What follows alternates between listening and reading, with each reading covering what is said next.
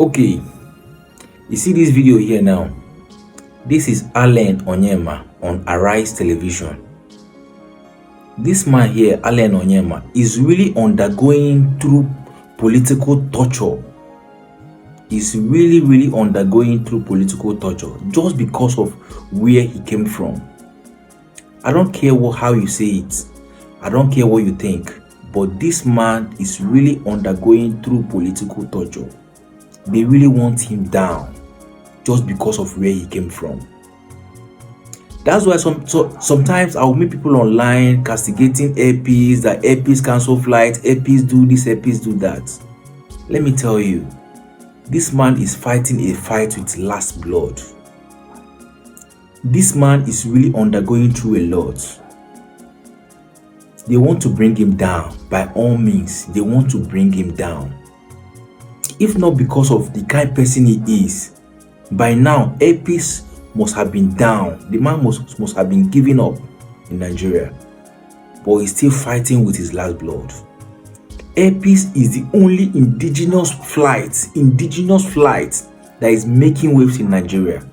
APs need support. APs need encouragement. But no, they want to bring him down. They want to bring him down just because of where he came from. I will allow you to watch this video. But please, in any way you can support APs, in any way you can encourage APs, please do. The man is going through a lot. Just watch the video. Let me tell you what happened yesterday at the international airport when our own aircraft landed. Thank God I was there. This thing had happened before. We reported to FAN, and let me excuse the leadership of FAN here. Mrs. Olubunmi Kuku is doing fantastically well. Himself and the director of air operations, Captain Abdullahi Mahmoud, they are pained. They are pained with the wickedness in the system. Civil servants. The wickedness in the system is thinking. Your only carrier doing international operations in Nigeria would land and you keep us somewhere in the bush, disused side of the airport, and expect us to be busing passengers, bringing rickety buses to come and take international passengers to the new terminal where these foreign airlines rejected when they opened. It was APs, because it's my country, that decided to go in there. They begged APs to do that. We went in there. When they did the runway, they wanted to do runway analysis after the lighting. It was APs Nigeria begged. They didn't have money to fuel a 777. A 777 consumes about 8,800 liters of fuel per hour. It was APs they brought to come and test it. We even told them, let's use our smaller planes because of the cost. They said, no, it's the 777 they will need. We did it free of charge. I don't want to enumerate things we've done for both the government and people of this country. Now, the new airport, you will park us 2 kilometers away from the terminal. Then you expect us to be doing bus, whatever. That plane that landed yesterday, it would have taken about 6 hours for people to exit that airport. Because first of all, they put us near Nako Shed, very far. Nobody is using that end. No aircraft, not even foreign or local, nothing there. That was where they told my pilot to park. Meanwhile, C-23 at the new terminal was open, where you can just park the aircraft and the Avio Bridge will key in. And when my captain called, he said they reserved it for a foreign airline. Quote me. At the expense of a Nigerian airline. A Nigerian airline? Yes, they did it before. One of my captains, Captain Kalisto Sifai, disobeyed them. And they wanted to punish him. I came out.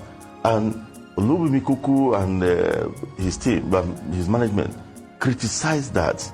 In fairness to her, they criticized that. Now it happened again yesterday.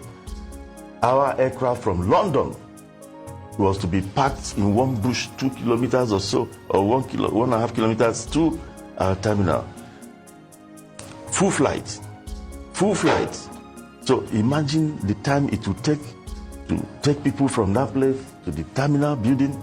Imagine the time it would take to offload before it start going into the carousel that are not even working very perfectly okay. It would have been taking about 9 hours. Nigerians would have hated airpeace because they would know, and that was the game. So you are contending not with external conspiracies. There are internal conspiracies within Nigeria. Some Nigerians they are praying that we fail. But the good thing is that nobody is God. And the good thing is that 90% of our countrymen and women are very happy. That's our consolation.